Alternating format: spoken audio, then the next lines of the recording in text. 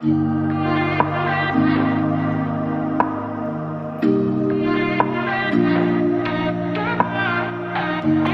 Morning, এটা নতুন ব্লগৰ সৈতে আপোনালোক সকলোকে স্বাগতম জনাইছোঁ। চ' বলক আজিৰ ব্লগটো আৰম্ভ কৰোঁ।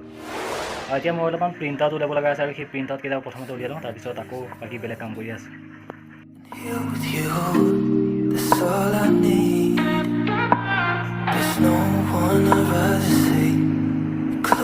আৰু কামখিনি শেষ হ'ল, গতিকে এতিয়া গা ধুলোঁ, গা ধুই উঠি এতিয়া বৰ্তমান ভাত খাওঁ।